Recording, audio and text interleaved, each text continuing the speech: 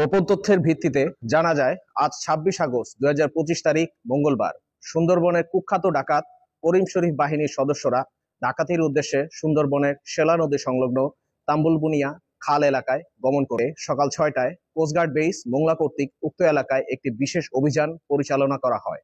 এ সময় কোস্টগার্ডের উপস্থিতি টের পেয়ে ডাকাতরা পালানোর চেষ্টা করে। পরবর্তীতে কোস্টগার্ডের আভিযানিক দল ধাওয়া করে একটি 1 নলা বন্দুক, 2 রাউন্ড তাজা কার্তুজ এবং 6 রাউন্ড ফাঁকা কার্তুজ সহ সুন্দরবনের কুখ্যাত ডাকাত করিম শরীফ বাহিনীর এক সহযোগীকে আটক করে। প্রাথমিক জিজ্ঞাসাবাদে জানা যায় আটককৃত ডাকাত আলমগীর হোসেন সাগর বাগেরহাট জেলার মোংলা থানার বাসিন্দা।